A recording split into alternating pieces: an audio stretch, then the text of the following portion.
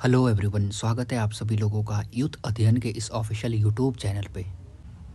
Students, अगर आप Himachal Pradesh state eligibility test की प्रिपरेशन कर रहे हो तो ये वीडियो आपके लिए काफ़ी इम्पोर्टेंट होने वाला है, क्योंकि इस वीडियो में हम समझेंगे कि एचपी सेट क्या है और यदि आपका एचपी सेट क्लियर हो जाता है तो उसके आपको क्या प्रॉफिट मिलते हैं। तो एचपी सेट एक एलिजिबिलिटी एग्ज़ाम है जिसको क्रैक करने के बाद आप असिस्टेंट प्रोफेसर का कमीशन देने के लिए एलिजिबल हो पाते हो।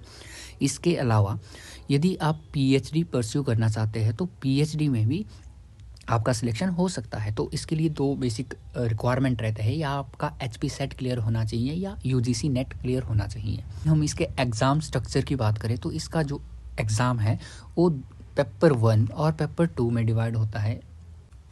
इसका पेपर 1 जनरल नेचर का होता है और पेपर 2 स्पेसिफिक नेचर का होता है।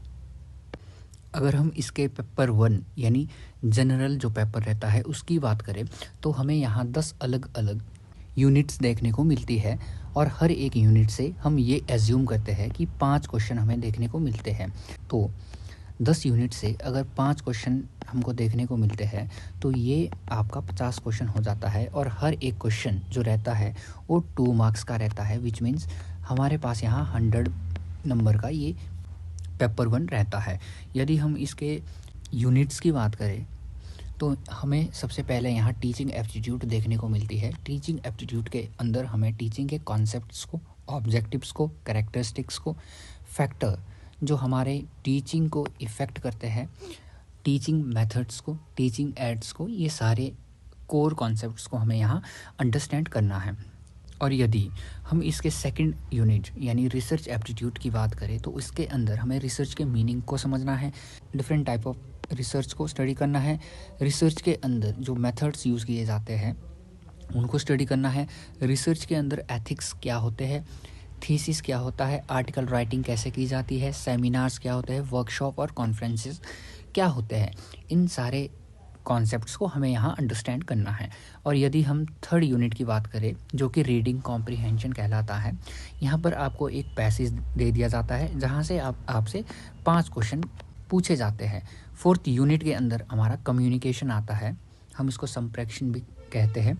कम्युनिकेशन के अंदर हमें कम्युनिकेशन के नेचर को, इसके टाइप्स को, इसकी क्या कैरेक्टरिस्टिक्स रहती है, वेरियर्स और एक इफ़ेक्टिव कम्युनिकेशन टीचिंग के अंदर कैसे हो सकता है।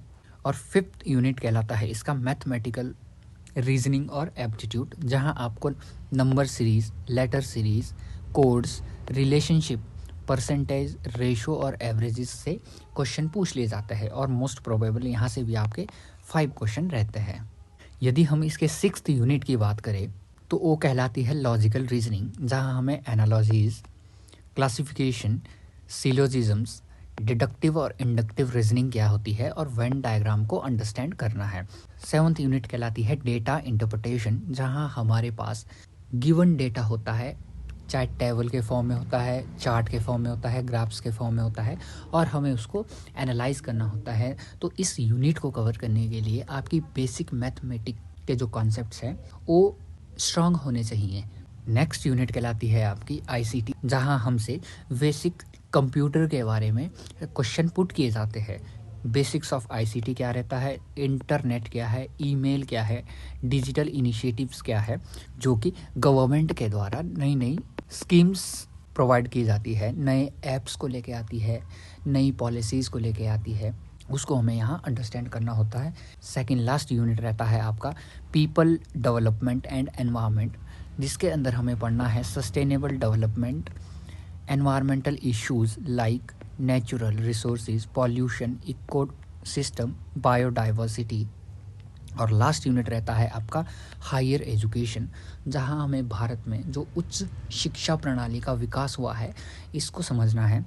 इसके अंदर हमें स्ट्रक्चर समझना है हायर एजुकेशन का, इंस्टीट्यूशंस को समझना है, जो अलग अलग संस्थाएं हैं हमारे पास, लाइक यूजीसी है, एआईसीटीई है, अलग अलग जितने भी इंस्टीट्यूशंस हैं उनको हमें समझना है। गवर्नेंस के कॉन्सेप्ट को समझना है, एडमिनिस्ट्रेशन को समझना है, एजुकेशन पॉलिसीज़ को समझना है और वैल्यू एजुकेशन के कॉन्सेप्ट को समझना है। तो ये कंप्लीट 10 यूनिट है जहाँ से आपका कंप्लीट पेपर 1 तैयार होता है और हर एक यूनिट से आपको 5 क्वेश्चन देखने को मिलते हैं और टोटल इस पेपर के अंदर हमें 50 क्वेश्चन देखने को मिलते हैं और हर एक क्वेश्चन 2 नंबर का होगा और यहाँ से आपका 100 नंबर का ये जो पेपर 1 है वो कंप्लीट हो जाता है। इसके अलावा इसका पेपर 2 भी रहता है जो कि सब्जेक्ट स्पेसिफिक होता है, like Hindi, political science, geography, economy. तो ये चैनल आपको पॉलिटिकल साइंस और हिस्ट्री के लिए पेपर 2 की प्रिपरेशन भी करवा रहा है। अगर हम पॉलिटिकल साइंस पेपर 2 की बात करें तो वहाँ हमें पॉलिटिकल थियरी की यूनिट को पढ़ना है, यानी पेपर 2 के अंदर भी सेम 10 यूनिट रहती है हमें देखने को मिलते हैं जो कि 100 मार्क्स का हो जाता है और हर एक क्वेश्चन 2 मार्क्स का होता है, विच मीन्स कि ये टोटल जो एग्ज़ाम या पेपर रहता है ये 200 नंबर का होता है। तो इसमें पहला जो यूनिट है वो कहलाता है पॉलिटिकल थियरी। पॉलिटिकल थियरी के अंदर हमें डिफरेंट कॉन्सेप्ट्स और आइडियोलॉजीज़ को अंडरस्टैंड करना होता है, लाइक स्टेट क्या है, सॉवरेनिटी क्या है, पावर, अथॉरिटी क्या है, जस्टिस, लिबर्टी, इक्वालिटी। और पॉलिटिकल आइडियोलॉजीज़ के अंदर हमें डिफरेंट टाइप ऑफ विचारधाराओं को पढ़ना होता है, जैसे लिबरलिज्म क्या है, कम्युनिज्म क्या है, मार्क्सिज्म क्या है, कम्युनिटेरियनिज्म क्या है, फेमिनिज्म क्या है, मल्टीकल्चरिज्म और पोस्ट मॉडर्निज्म। और दूसरी जो इसकी यूनिट कहलाती है वेस्टर्न पॉलिटिकल थॉट, जिसको हम पाश्चात्य राजनीतिक विचारक या चिंतन भी कहते हैं, जिसके अंदर हमें वेस्टर्न पॉलिटिकल फिलोसफर्स, थिंकर्स को पढ़ना है, लाइक प्लेटो है, एरिस्टोटल है, मैकियावेली, हॉब्स, लॉक, रूसो, मील, हीगल, मार्क्स, लेनिन, ग्राम्स्की और माओ। यूनिट 3 इसकी कहलाती है कंपैरेटिव पॉलिटिक्स। कंपैरेटिव पॉलिटिक्स के अंदर हमें कंपैरेटिव पॉलिटिक्स का विकास पढ़ना है। कंपैरेटिव पॉलिटिक्स को स्टडी करने के लिए जो अप्रोचेज़ यूज़ की जाती है, like traditional, system, Marxist, in approach को स्टडी करना है। Forms of government, like authoritarian government होती है, तानाशाह, डेमोक्रेटिक हो गई, इन अलग अलग फॉर्म्स ऑफ गवर्नमेंट को हमें यहाँ अंडरस्टैंड करना होता है। पॉलिटिकल इंस्टीट्यूशंस और पॉलिटिकल कल्चर क्या है, इनके कॉन्सेप्ट्स को अंडरस्टैंड करना है। 4th यूनिट रहती है आपकी international relations.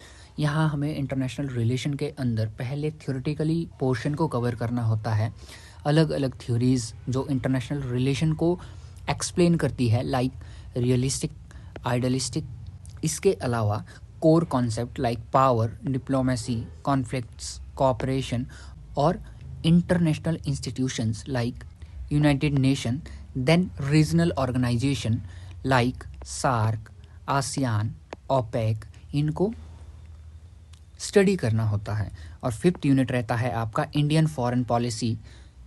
Indian foreign policy के अंतर्गत हमें इसके प्रिंसिपल्स को, ऑब्जेक्टिव्स को, चैलेंजेस को और हमारे पड़ोसियों के साथ कैसे रिलेशन है, लाइक मेजर पावर के साथ कैसे रिलेशन है हमारे, non alignment, post called policy कैसी रही है, जबकि हमारा जो शीत युद्ध है वो ख़त्म हो गया था, उसके बाद इंडिया के फॉरेन पॉलिसी के अंदर जो शिफ्ट आया है उसको हमें यहाँ स्टडी करना है। इसकी 6th यूनिट कहलाती है भारत में राजनीतिक प्रक्रिया, जहाँ हमें इलेक्शंस को स्टडी करना है, पॉलिटिकल पार्टीज़ को, प्रेशर ग्रुप्स को, कोलिशन पॉलिटिक्स को, सोशल मूवमेंट जो भारत में हुए हैं और मीडिया का क्या रोल रहा है, इसको हमें यहाँ स्टडी करना होता है। 7th यूनिट रहती है आपकी पब्लिक एडमिनिस्ट्रेशन। पब्लिक एडमिनिस्ट्रेशन क्योंकि ये पॉलिटिकल साइंस की ब्रांच मानी जाती है, तो हमें सिर्फ यहाँ फंक्शनल पब्लिक एडमिनिस्ट्रेशन को ही स्टडी करना होता है, लाइक इसका विकास कैसे हुआ है, अलग अलग थ्योरीज़ है पब्लिक एडमिनिस्ट्रेशन की, उसको स्टडी करना है। ब्यूरोक्रेसी क्या होती है, पर्सनल और फाइनेंशियल एडमिनिस्ट्रेशन क्या होता है और गुड गवर्नेंस के कॉन्सेप्ट को हमें यहाँ समझना होता है। 8th यूनिट रहती है आपकी पब्लिक पॉलिसी इन इंडिया, जहाँ हमें पॉलिसी का निर्माण कैसे किया जाता है, उसको कैसे इम्प्लीमेंट किया जाता है, सोशल, इकोनॉमिक और डेवलपमेंट, अलग अलग प्रकार की हमारे पास पब्लिक पॉलिसीज़ होती है। देन 9th यूनिट रहती है आपकी इंडियन पॉलिटिकल थॉट, जहाँ हमें पॉलिटिकल थिंकर्स जो कि ओरिएंटल पर्सपेक्टिव से आते हैं, ईस्टर्न पर्सपेक्टिव से आते हैं, लाइक कौटिल्य, शांति परवा, गांधी जी, अंबेडकर, M.N. रॉय, ज्योतिबा फुले, अरविंदो घोष, सावरकर, इन थिंकर्स को पढ़ना है। और लास्ट यूनिट रहती है आपकी कॉन्स्टिट्यूशनल डेवलपमेंट इन इंडिया, यानी भारत में संवैधानिक विकास कैसे हुआ है। तो हमें यहाँ कॉन्स्टिट्यूशन यानी संविधान को स्टडी करना है, कॉन्स्टिट्यूशन मेकिंग को स्टडी करना है, preamble, fundamental rights, duties, DPSP और हमारे संविधान में जो अमेंडमेंट्स हुए हैं, और सेंटर स्टेट रिलेशन को स्टडी करना है, जुडिशरी, एग्जीक्यूटिव, इनको यहाँ स्टडी करना होता है। टोटल यदि हम बात करें पेपर 1 की, जो कि जनरल नेचर का रहता है, कोई भी स्टूडेंट जो सेट को क्रैक करना चाहता है उसके लिए ये पेपर कॉमन रहता है, एक जैसा ही रहता है। और यहाँ पर हमें 50 क्वेश्चन देखने को मिलते हैं। ये जो पेपर है वो 100 मार्क्स का रहेगा। और दूसरा सब्जेक्ट स्पेसिफिक है जहाँ हमें 100 क्वेश्चन देखने को मिलते हैं, और हर एक जो क्वेश्चन रहता है वो 2 मार्क्स का रहता है, यानी 200 का रहता है। तो टोटल जो ये पेपर 1 और पेपर 2 इसका वेटेज रहता है वो 300 का ही रहता है। At last, thank you so much for watching guys. अगर आपको वीडियो इन्फॉर्मेटिव लगी है तो अपने फ्रेंड्स तक भी शेयर कर दीजिए। और अगर आप HP सेट के इस कोर्स को परचेज करना चाहते हैं तो प्ले स्टोर पर हमारे ऐप को डाउनलोड कीजिए, ऐप के अंदर से ही आप कोर्स को परचेज कर पाओगे। तो साथियों, तो अगर आप भी हमारे बैच के साथ जुड़ना चाहते हैं तो आप दिए हुए नंबर 7876145409 इस नंबर पे कांटेक्ट करके हमारे व्हाट्सएप के माध्यम से आप हमसे कांटेक्ट कर सकते हैं और मैसेज कर सकते हैं। अगर आप भी तैयारी कर रहे हैं पेपर 1 पेपर 2 की, स्पेशली फॉर हमारा पॉलिटिकल साइंस इसमें जो रहने वाला है पेपर 2 के लिए, और आपको इसमें रवि ठाकुर सर पढ़ाने वाले हैं जो कि नेट JRF क्वालिफाई है पॉल साइंस में। तो अगर आप हमारे बैच के साथ जुड़ना चाहते हैं और आप भी SP सेट इस बार ही क्वालिफाई करना चाहते हैं तो आप जुड़ सकते हैं। और अगर आपको इस वीडियो में जो रवि सर ने आपको इन्फॉर्मेशन दी है अच्छी लगी है तो कमेंट बॉक्स में एक नाम एक नारा जरूर लिखे, हर हर महादेव। तो थैंक यू सो मच, मिलते हैं अगली वीडियो में। राधे राधे।